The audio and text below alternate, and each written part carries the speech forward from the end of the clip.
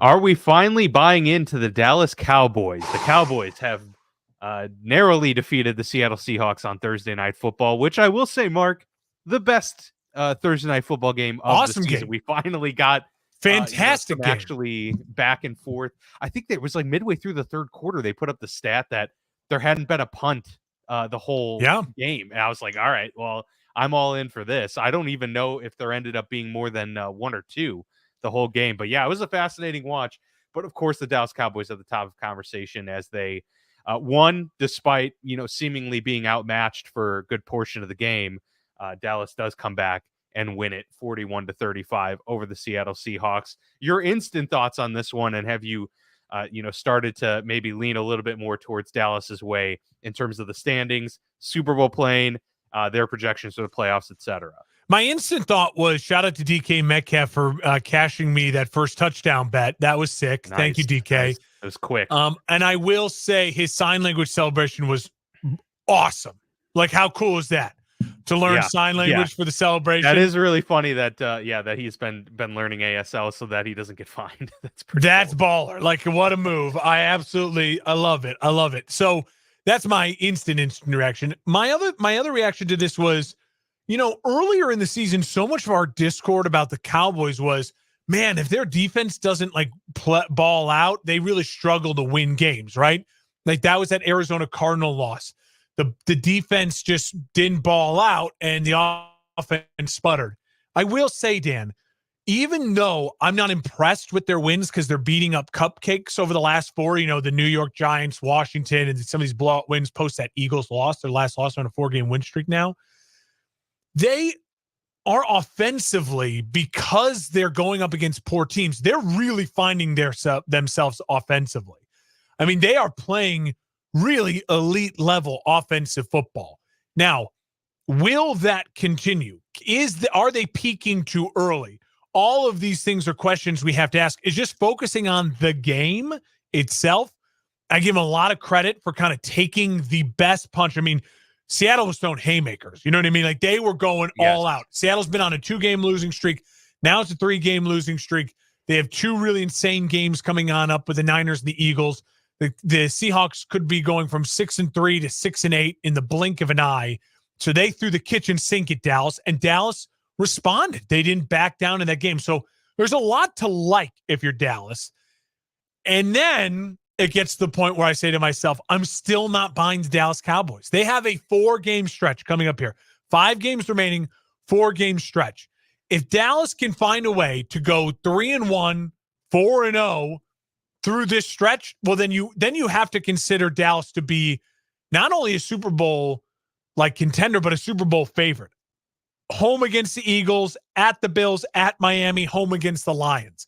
If they go 3-1 and 4 or 4-0 in that stretch, then they're the favorites to win the Super Bowl going into the final week of the regular season. And I'll admit, I was wrong. I'm just not going to hold my breath yet. That is a murderer's row, really, really important 4-game stretch for them. And Dallas Cowboys could go quickly, as quickly as Seattle went from 6-3 to probably 6-8. Dallas could quickly go from 9-3 to 9-7 in the blink of an eye in the NFL. I think overall my thoughts on this, and my final pitch I'll toss to you was last night I went to bed and be like, that was a really fun game. That was awesome. But deep down in my gut, it felt like I was watching 2 wild card teams battle in a really fun way because they're kind of evenly matched. And neither of them are real legitimate threats as of this morning to actually playing in an NFC championship game. Dallas has an opportunity, and Seattle both have opportunities in front of them because Seattle's schedule at Niners, at Eagles, with 2, some really important games coming up to change the narrative. But this morning, Friday, December 1st, feels like we were watching 2 wild card teams battling out in what would have been a really fun first-round playoff game. It also felt like both teams were coming in very motivated to either buck a narrative or to, continue on a course or correct. The Seattle was, riding this losing streak and trying to get out from under it. They were obviously, as you mentioned, kind of taking shots and a little bit more risks, kind of a backs against the wall, devil may care attitude coming into this game, in a hostile environment. Dallas, on the other hand, riding a winning streak, but there's constantly been the narrative of them not beating good teams. And, they put it up even during the game that the record of their wins, or the combined record of the opponents in their wins, was just over 300, just a brutal stretch, and we've mentioned that on the show numerous times. So Dallas seemed to be motivated to say, no, we can beat a team that's at least 500 and maybe a little bit more talented. So both teams did seem to kind of come out guns a-blazing, and we saw that early on with the no punts. Like the offenses on both sides were clicking, defenses were seeming to be a little bit of a step slow, and it really ended up being the defense of the Dallas Cowboys that just came through in the end. Some really bad miscues by Seattle late in this game, especially that final drive where Seattle legitimately had an opportunity there. Didn't love leaving Micah Parsons. Ball. Yeah, Micah Parsons being completely left unblocked on the final attempt on fourth down. It was stuff like that was just a pretty rough way to end it. So yeah, the miscues that Dallas capitalized on were Seattle's downfall, and some missed opportunities by some of the receivers as well. Tyler Lockett had a a bad drop. Jackson Smith and Jigba, I think, got robbed of a touchdown. They did end up scoring a touchdown on that drive with the DK, but I thought that was a catch, and he really looks like he's coming alive. He had the wrist injury, and he's really starting to turn into form. He reminds me a little bit of like a DJ Moore type receiver. He's a little smaller, and maybe he just looks smaller because you watch DK and then they cut to Jackson Smith and Jigba, but he is a shifty hips wide receiver that seems to love kind of battling through contact. He's very tough and a route running technician. So that's kind of like a dangerous combo, because usually the great route runners are shifty, but they can't take the huge blows. But can I just say something on that real quick? I don't want to divert too much, but that rule has come up, over the years, and it always brings me back to the Jesse James catch that was ruled not a catch in the AFC Championship game for the Steelers that changed the course of in my opinion that entire season, but really the franchise, because that was as close as they got. They haven't had a playoff win post that loss, I think, right? Yeah, and so that has course corrected Pittsburgh for many years, but I think that it's a flawed rule that needs to be readdressed, because in my view, completing a catch shouldn't. The fact that a ball moves when it touches the ground shouldn't, in my view, be a determination of whether the catch was complete, because you could have a solid grasp on the ball and the ground will maybe push it into you 5 inches, and that's considered moving the football. Well, you still had control of that. I think they need to find a better way of wording that, because that's ultimately what they ruled against Jesse James, and that seems to be ultimately what they ruled against Smith. When football was invented 100+ years ago, they didn't have the cameras that we do now. You can find movement on any play. It's like we could find holding on any play. And to me, the key is his hand was under it, right? And his hand had it. As he went down, the tip of the ball did touch the ground, but his body and hands still had it.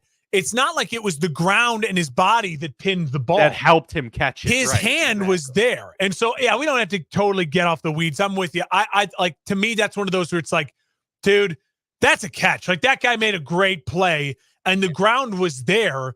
But the ground caused the movement, not it was moving and then the ground secured it. Cause that's the other thing, right?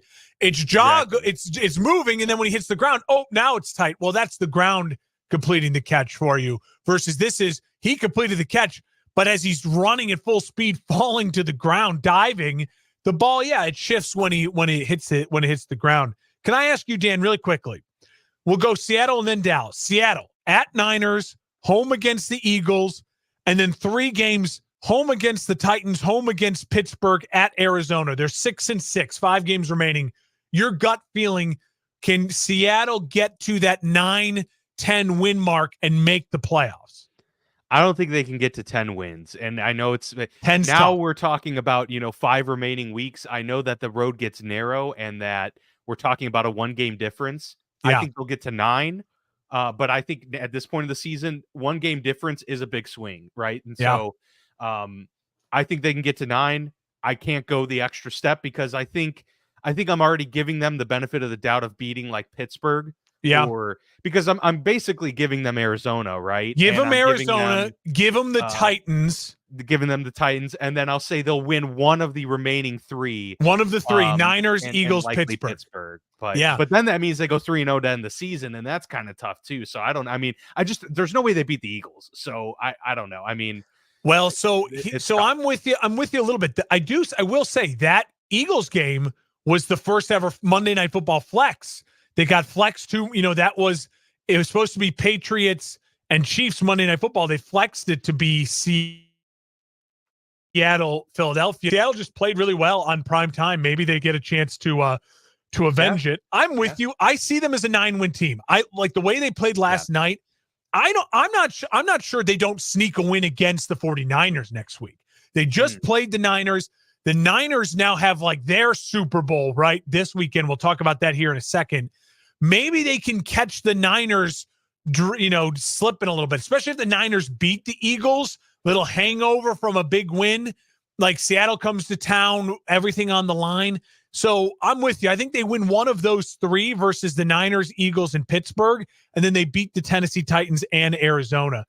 I think they're a 9-win team, and I think they're in the playoffs. Like 9 wins in the NFC could get you the 6th seed. It might not even be the 7th seed. Yeah. So I think they're a playoff team still. Yeah, I agree. Dan, on the other side, Dallas, 9-3. They are Eagles, home against the Eagles, at the Bills, at Miami, home against the Lions, at Washington. I've been a firm supporter, and I've been very adamant about the Dallas Cowboys will be a 10-win team. They're going to go 4-1 down the stretch here. I'm wavering on that a tiny bit because they've looked so good offensively. I'm going to stick with it and say they lose 4 in a row, beat Washington to win and get to 10 wins and probably lock up the 5 seed as the number 1 wild card, especially with the tiebreaker over Seattle. I'm going to stick with that, but you convinced me I'm wrong there, or do you feel like I'm right? I feel like they could get. I think they lose to the Eagles, so I think that's a win for Philadelphia, and I feel like they're better than the Lions right now. I would put just as a complete team. I like the Lions more. I'll root for the Lions all day over the Dallas Cowboys. I think that Dallas is a better team.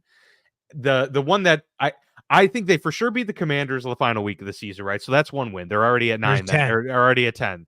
And I think they win in Buffalo. I think that's a game that they can win. The problem is they're on the road those 2 weeks in potentially harsh climates, like very different harsh climates. And we know that Dallas performs much better on the turf.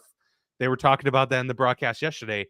They perform much better on turf than they do on grass. So that can obviously play a factor. Yeah. So they're in, potentially snow and rough conditions in Buffalo, and then have to go in hot and humid and potentially rainy in Miami. But I still think they win one of those 2 games because I think in terms of team wise and personnel, I don't have much faith in Buffalo. I just think they're a poor team. And yes, their offense can it could be very much like the game that we just watched, where it's like, the defenses aren't really playing very well, but the offenses keep torching each other. But Dallas's defense is so good that, if they have an opportunity to, match up well against and take away a Tyreek Hill or a Stephon Diggs, then we're talking about a game that's potentially winnable. And so I give them a win against Commanders, give them a win against either the Bills or the Dolphins. So 11 wins. Get them to 11. I'll get them to 11. But to me, what would that put them? The 5, that would be they're going to be behind the Eagles. Yeah. I mean, that if the Eagles lose, which the game we're going to talk about here in a second, to the Niners, then next week, Cowboys, Eagles is huge. It's for the division because they'll be able to split. And if the Cowboys win, they'll both be 3-loss teams heading into the final stretch where they have each have 1 win head to head. So then it's, I think, strength of schedule or in division and all that stuff. So, I mean, the Cowboys still have it in front of them. They're going to be rooting for the Niners this week, obviously. Dan, the reason I wanted to bring this up and then we can move on is that I already heard things that were like frustrating to me today. Like you hear everyone in the national media talking about, like, are the Cowboys legit Super Bowl contenders? It's a lot like my point I've been making with the Bears and like why are we arguing so much about Drake May or Justin Fields or Williams right now. Focus the season's not over. We don't have the first pick yet. Like, we just don't have it yet. Like, the Cowboys have so much more to go, and we're going to learn so much about the Cowboys over the next 4 weeks. They could prove me wrong. They could prove the people who believe they're Super Bowl contenders right. But, like, it's not worth, like, spending the time on yet. And the other point, I mean, I heard Jason McIntyre today on The Herd, and I love Colin Cowherd. I love The Herd. And McIntyre's like, oh, the Seahawks are dead. Their next 2 games are Niners, Eagles. Yeah, well, if you only look at those next 2 games, then duh, you're going to say the Seahawks are dead. But if you look at the Seahawks total of 5 games, they absolutely could be a 9-win team if they play the way they played last night. That means they're in the playoffs. They're not dead yet. So I just think, like, it's important. One of the things I love about our show, and we're going to always try to do, is not ever just jump too hard on the small window. I love looking at the macro, not the micro. And I think with both these teams, it's a great example of Seattle slipping now, but at the end of the year, come the end of week 18, we could be looking at each other, and Dallas could be the 5 seed, Seattle's the 6 seed. They're right next to each other, and in the seeding, just as they were right here, 1 score away in a really entertaining game on Thursday Night Football. Yeah, and I mean, to be clear too, Seattle had a backup, right tackle, 41-year-old Jason Peterson there. That had to come into the game, and they were without Kenneth Walker, one of their best offensive weapons, and they still put up 35 points against, what people are touting as one of the best defenses in the entire league. So there's something to be said for, like, health could be playing a factor in here as well. Some players are coming back for some of these teams, and that can make all the difference in the world. So you can't, downplay the absence of certain individuals in a lot of these matchups. It's just like with, Joey Bosa being injured for the Chargers. Like, that matters. The defense is already bad, and now you're compounding the problem. So it's stuff like that context is important when you're talking about even just next week, but projecting out for the next 4 weeks and beyond. We do want to talk about this intriguing matchup for this upcoming week, as you kind of alluded to, between the Eagles and the 49ers. Definitely the most anticipated one of this weekend slate. Not too many great matchups. I mean, Sunday night Chiefs at Packers will be cool just because it's kind of like a rustic feel. 3 games. Texans Broncos is interesting now because they're both alive. This game we're talking about Niners Eagles, and then Sunday Night Football is fascinating. I think Sunday Night Football is fascinating. I love the Chiefs. I think the Chiefs will blow out the Packers, but then this is the game. Eagles Niners is the game this week. Yeah, and that'll be at the 4:25 Eastern time slot. So back-to-back really good games we're hoping for in the afternoon and evening. But currently the San Francisco 49ers on the road are favored by 3. Yeah, I do feel that San Francisco will keep this really tight, and I don't know if I would favor them. This is definitely, like, if you're betting, this is a game I personally would want to stay away from because I just don't feel comfortable enough. I could absolutely see San Francisco winning this game. I think they're extremely talented. If you're just going by who's the best quarterback, then it's Jalen Hurts and the Philadelphia Eagles to pick in this one. But that's what's so intriguing to me about this game is I think they match up extremely well. I mean, what the Eagles have done well all season long, and it's what they did last year too, was dominating the trenches. They did it last year on both sides of the ball. This year it's been much more offensively. They've dominated along the line. So it's pairing up the best O-line against the best D-line. And that's what's really intriguing to me, is who's going to win that battle, because that's going to be who wins the game, in my view. Whoever runs the football better. But in terms of skill position players, both have great players, but I give the edge to the 49ers. I mean, gosh, they can do so many different things with Debo, with Brandon Ayuk, with Christian McCaffrey, with George Kittle.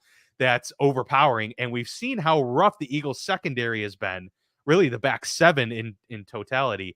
So I'm very intrigued. My gut tells me that the 49ers somehow find a way to win because the Eagles are just coming off of an emotional game. So that's where my gut goes. But I don't have a strong take either way, to be honest with you. See, I love the idea of betting this game. I'm hammering the Eagles +3. Okay. All right. So you're very confident. I get the best team in the NFL at home and 3 points, like, all day. I'm eating. I'm feasting. Here's what, for me, I couldn't agree more. This is going to be such a great battle of the trenches. The Eagles, you make the argument, a lot of people make the argument, the Eagles' emotional game. if they were going to lose an emotional game, it was last week when Buffalo came out on hair on fire. Well, that's what I was saying. They were coming off of an emotional game. I know, and they still found a way to win that game. You know what I mean? Like that, like to me, I think they avoided the trap game. You know, they went Chiefs Monday Night Football, Bills at home, and then at home against the Niners. I just think at this point in time, I'm not going to give up on the fact that I think Jalen Hurts will find a way to win a game. Like that's just the way he's been playing football this year. I think this one is going to be another one that's just a black and blue, beat each other up. I think it's lower scoring because I think in the red zone, both these defenses will show their teeth. And I think both offenses know the way to like control this game and to win this game is to dominate time of possession with long drives. Both teams are going to want 10, 11, 12 play, 65 plus yard drives to keep the other team's weapons on the sideline. I think Philly can do that more consistently because they have Jalen Hurts. If things break down, he himself is the 11th weapon on that Eagles offense. Brock Purdy's not. Like Brock Purdy is an incredible distributor of the football, absolutely, but he's not in and of itself a weapon. Jalen Hurts is. So I like the Eagles. I like the Eagles +3.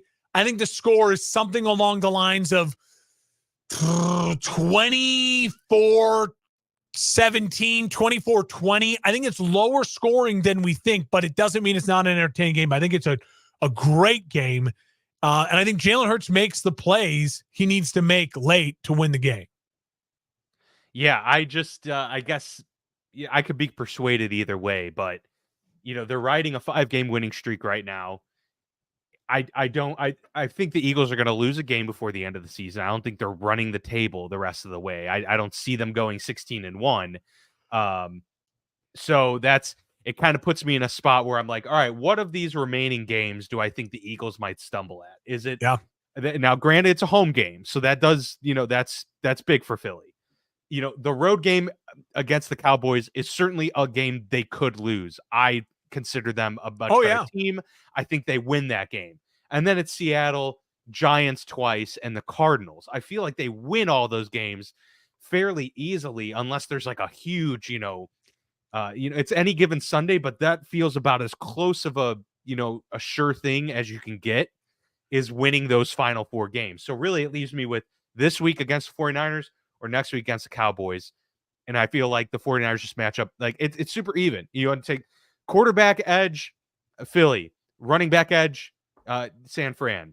O-line edge, Philly. D-line edge, San Fran. Coach edge, San Fran. It's like it's back and forth. The edge, they have different pushes. It's going to be a great game. So I'm excited. I'm looking forward to it. So you are taking the Niners though. If you had to bet your Niners, and I'm going to go with the Eagles. We'll see what happens. 3 is not a big spread, but I would take the Niners like money line. That's how like not confident. It's going to be super close. Like I really do think it could be 23 I will say this. I do think that there is something to the fact that the line opened as I think it was -3 when it opened. And it hasn't moved. Dudes, it hasn't moved. And guys now know. And like Nick Sirianni and that Philly, like I just feel like this is like they bring the dog masks back out. Like we're at home. We're 10-1 and we are underdogs by 3. Like it's not like a 1 point or a pick 'em. I feel like Philly's going to come out feeling disrespected. And that's not Seattle. It's not San Francisco's fault. They don't set the lines, but I feel like that's like, it's one of those Philly, it, Jason Kelce and the way those guys play, they're emotional. And like Nick Sirianni's emotional. He's screaming on the sideline, yelling after games. Like I think that plays into it. That they're going to come out and we're the underdogs. All right, back to get the dog mask back out like we did when we had that Super Bowl run. I love Philly in this game.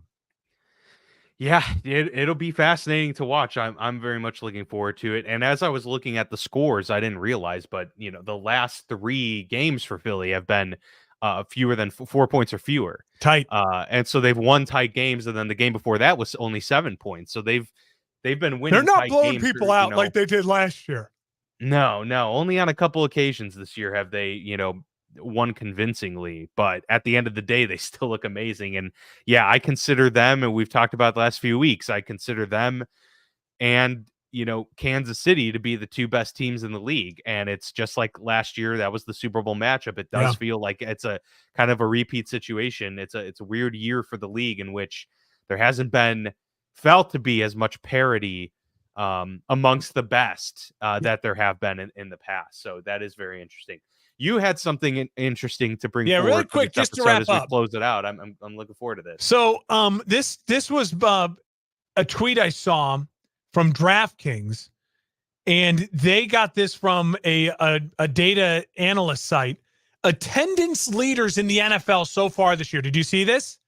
No. It's attendance leaders by percentage, because obviously different stadiums hold different amounts of people. Like the Bears only hold like 62,000 versus, MetLife is 80,000. You know what I mean? So this is based on percentages. Which team do you think has the number one attendance percentage with 104.5%?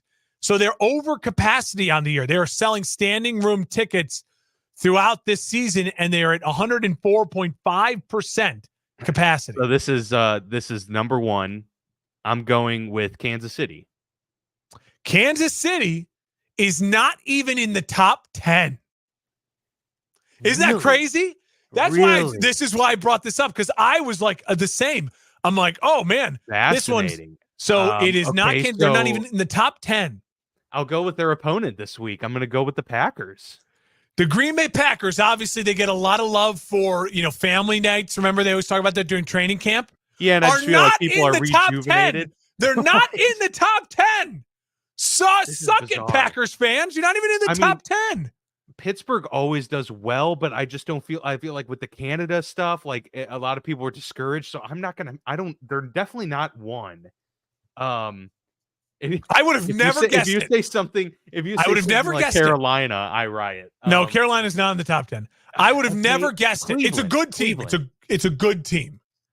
Cleveland is at number 9 with 100.6%. It's a good team. They are at they sell more. It's a fairly new stadium. Fairly new stadium within the last decade. NFC. It can't. No, it can't. Okay, never mind. No, I was thinking the Rams for a second. NFC, but they're not a good team, so they can't. It can't be them.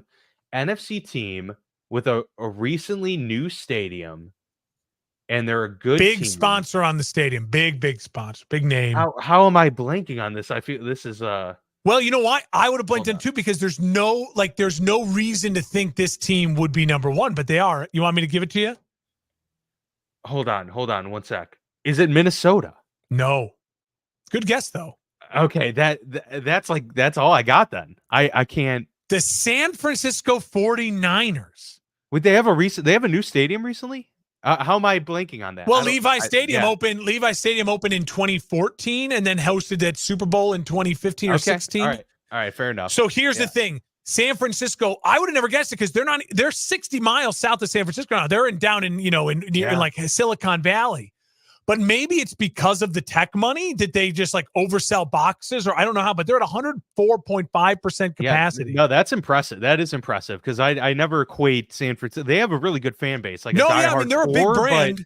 They're a big brand because of Montana and all the winning they had. I mean, they're a big brand.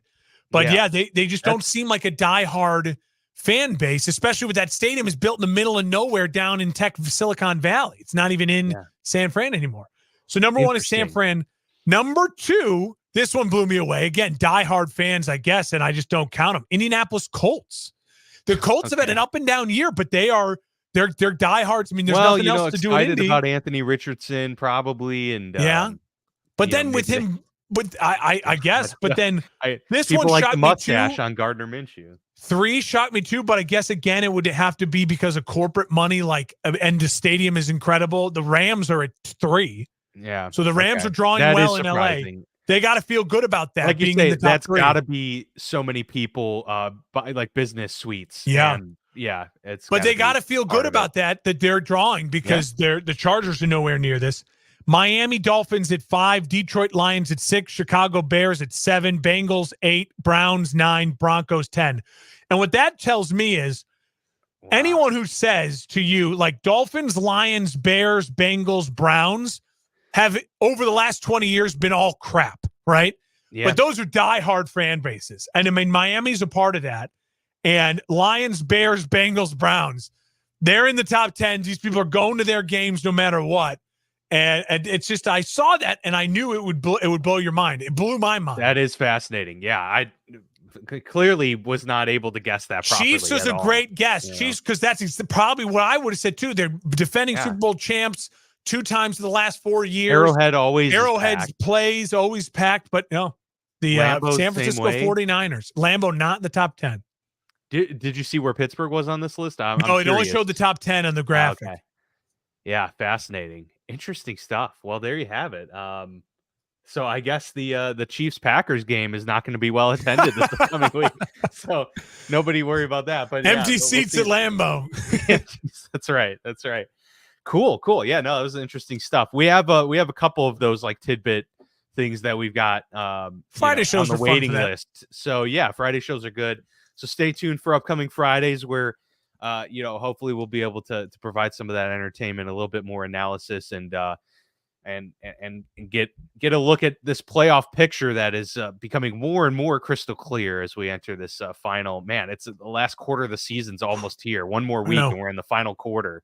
Although technically we're just about that, now that it's an uneven number of games, it's too difficult to put together now. But yeah, so I hope you all enjoyed. Let us know as always if you agree, disagree, anything interesting that comes across your radar, you want us to talk about it on the show.